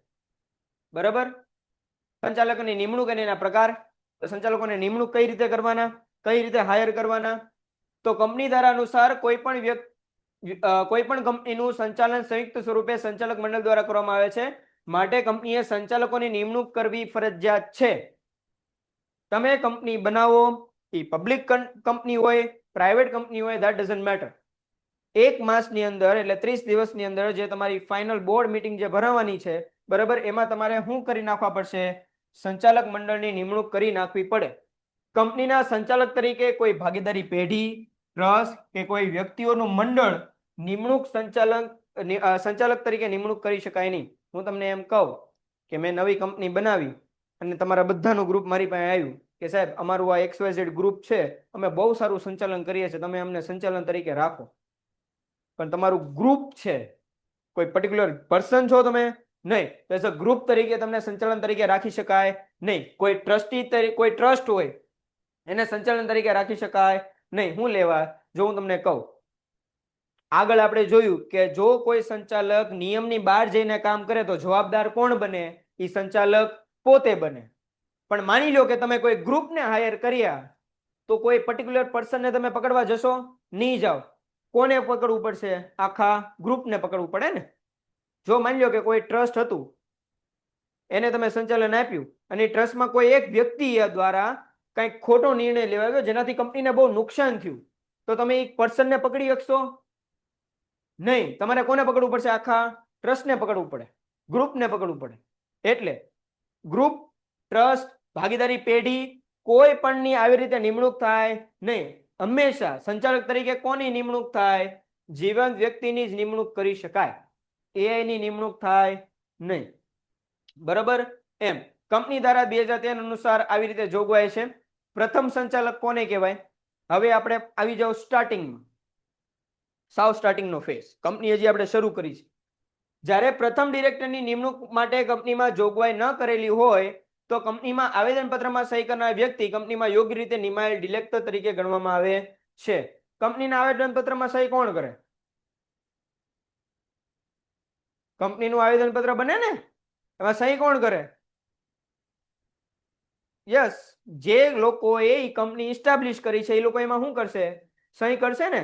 તો જે લોકોએ કંપની ઇસ્ટાબ્લિશ કરી છે, નિયમન પત્રમાં કોઈ પણ પ્રકારની જોગવાઈ નથી કે ડિરેક્ટર રાખવા કે ન રાખવા, બરાબર, તો જે લોકોએ સહી કરી એ આપોઆપ શું બની જશે? ડાયરેક્ટર બની જશે. એકલ વ્યક્તિ કંપનીમાં જો ડિરેક્ટર અથવા તો ડિરેક્ટર્સની નિમણૂક ન કરવામાં આવે તો એક માણસની કંપનીમાં વ્યક્તિ સભ્ય તરીકે પ્રથમ સંચાલક ગણવામાં આવે છે. મીન્સ કે કોઈ એક પર્સન પર્ટિક્યુલર એકલ વ્યક્તિ કંપનીમાં ઈ તે સંચાલક તરીકે કામ કરે. જ્યારે કંપની દ્વારા અન્ય સંચાલકોની નિમણૂક યોગ્ય રીતે થાય તો તેઓ પ્રથમ સંચાલક તરીકે મટી જાય છે. મટી જાય એટલે આમ ડસ્ટ થઈને ઉડી નથી જતા, થેનોસ નથી ગયા, બરાબર, કે ચૂટકી બજાય બધા ડસ્ટ નહીં. મટી જવું ઇન ધ સેન્સ કે કામ ચલાવ સંચાલક હોય. કંપનીની હજી ફર્સ્ટ બોર્ડ ઓફ ડિરેક્ટર્સની મીટિંગ ભરાણી છે, નથી ભરાણી, તો ડિરેક્ટર્સ તરીકે કોઈ કે તો પદ સંભાળવું પડશે ને. તો કોણ સંભાળશે? આવેદનપત્રમાં સહી કરનારી શું કરશે? ટેમ્પરરી સંચાલક તરીકેનું કામ કરશે. જ્યાં સુધી સભ્ય સંચાલક મંડળ નિમાતું નથી ત્યાં સુધી. જેવું સંચાલક મંડળ ઇસ્ટાબ્લિશ થઈ જાય, નિમાઈ જાય, એટલે ઈ વ્યક્તિ સંચાલક તરીકે કેવો થઈ જશે? ખસી જશે. હવે સંચાલક તરીકે કામ કરશે નહીં. બરાબર. પ્રથમ સંચાલકો બાદ સંચાલકોની નિમણૂક. કંપનીના પ્રથમ સંચાલકોની મુદત કંપનીની પ્રથમ સામાન્ય સભાના દિવસે જ પૂરી થઈ જાય. 30 દિવસ સુધી મેં સંચાલક તરીકે કામ કર્યું ને હવે 30 દિવસ પછી મારી પહેલી મીટિંગ બોલાવાઈ છે, પહેલી મીટિંગ ભરાણી છે, હવે હું સંચાલક તરીકે આપોઆપ મારું કામ કેવું? પૂરું. કારણ કે અગેન પહેલી મીટિંગમાં સંચાલકો નિમી દેવાના હોય એટલે ત્યાં મારું કામ કેવું થઈ જાય? પૂરું થઈ જાય. મીન્સ કે જેને આવેદનપત્રમાં સહી કરી હોય ને ડાયરેક્ટર બન્યો હોય, ટેમ્પરરી ડાયરેક્ટર, એનું કામ ત્યાં પૂરું. કંપની તરફથી દરેક સંચાલકની નિમણૂક સામાન્ય સભામાં કરવામાં આવે છે, જનરલ મીટિંગમાં કરવામાં આવે, બરાબર, જે દર વર્ષે આ પ્રમાણે કરવામાં આવે છે. જે વાર્ષિક સામાન્ય સભામાં કોઈ સંચાલક નિવૃત્ત થઈ રહેલું હોય તો તેની ખાલી જગ્યા ઉપર કંપની નિવૃત્ત થઈ રહેલા સંચાલકને નિમી શકે છે. બને કે ન બને? આ વ્યક્તિ સંચાલક તરીકે નિવૃત્ત થતો હોય તેની જગ્યા મારે બીજાને કોઈને નિમવા પડે, બરાબર, કારણ કે એની જગ્યા ખાલી પડી હોય. સમજાય કે ન સમજાય? અથવા તો રોટેશન મુજબ ચાલતા હોય કે ભાઈ એક વર્ષમાં આ 2 જણા રિટાયર થાય છે, એની પછી આ 2 જણા, એની પછી આ 2 જણા, એની પછી આ 2 જણા, એમ રોટેશન રાખ્યું હોય. સમજાય કે ન સમજાય? એ આગળ આપણે લખેલું છે, આપણે કીધેલું છે ને આપણે ધ્યાન દઈશું, બરાબર. અને કીધું એમ કે સામાન્ય સભા અથવા અન્ય રીતે કંપની તરફથી ડિરેક્ટર તરીકે નિમણૂક કરવામાં આવેલી હોય તો એને શું રજૂ કરવો પડે? એનો સંચાલક ઓળખ ક્રમાંક. અને તે વ્યક્તિ ડિરેક્ટર બનવા માટે ગેરલાયકાત ધરાવતો નથી તેવું જાહેરનામું, એટલે સોગંદનામું કરાવવાનું ને, કે હું આ ડિરેક્ટરના પદ માટે લાયકાત ધરાવું છું, કોઈ પણ પ્રકારની ગેરલાયકાત ધરાવતો નથી, એનું સોગંદનામું કે જાહેરનામું એને જે છે આપવું પડે. ડિરેક્ટર તરીકે નિમણૂક કરાયેલી વ્યક્તિ 30 દિવસમાં હોદ્દો ધારણ કરવા માટે સંમત છે તેવી સંમતિ આપવી પડે, મંજૂરી આપવાની. આજે નિમણૂક થઈ ગયું હોય મારી કે ઓકે કરણ સર જે છે આથી કંપનીના સંચાલક તરીકે કામ કરશે તો 30 દિવસની અંદર મારે કંપનીના સંચાલક તરીકે કામ કરવાનું શરૂ કરી દેવું પડે. એવું લેખિતમાં મારે શું આપવાની? સંમતિ આપવાની કે 30 દિવસની અંદર હું કામ કરવાનું શરૂ કરી દઈશ. જે કંપની રજિસ્ટ્રાર સમક્ષ રજૂ કરવાની હોય. સંચાલકોને નિમણૂક સંબંધી જોગવાઈ અને નિયમન પત્રમાં દર્શાવવામાં આવે છે. જો કંપનીના નિયમન પત્રમાં દરેક સામાન્ય સભા વખતે તમામ ડિરેક્ટરની નિમણૂકની જોગવાઈ કરવામાં આવી હોય તો બધા ડિરેક્ટર નિવૃત્ત થશે. કંપનીના નિયમન પત્રમાં એમ લખેલું છે કે રોટેશન વાઇઝ નહીં, દર વર્ષે બધા નિવૃત્ત ને બીજા નવા લાવો, એવું લખેલું હોય તો એ રીતે થાય.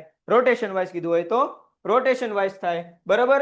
અને જો એમ કાંઈ લખેલું ન હોય તો અગેન જાહેર કંપનીમાં ડિરેક્ટર કુલ સંખ્યામાં ઓછામાં ઓછા 2/3 ભાગથી ડિરેક્ટર શું થશે?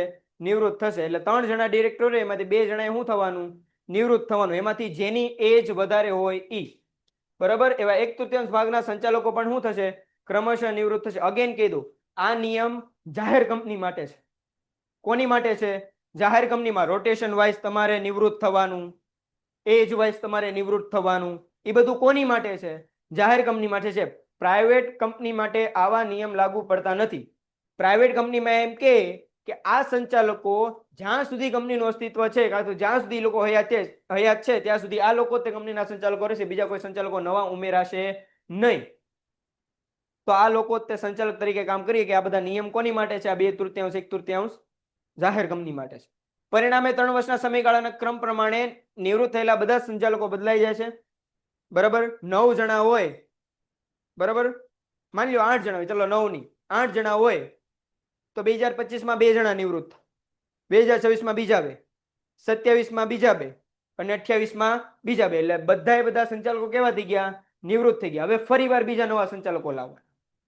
સમજાય કે ન સમજાય? એ ક્રમ હશે. એ તમે આ 8 ની પાછા લાવી શકો અથવા તો કોઈ નવા નહીં લાવી શકો, એવું કમ્પલસરી છે નહીં.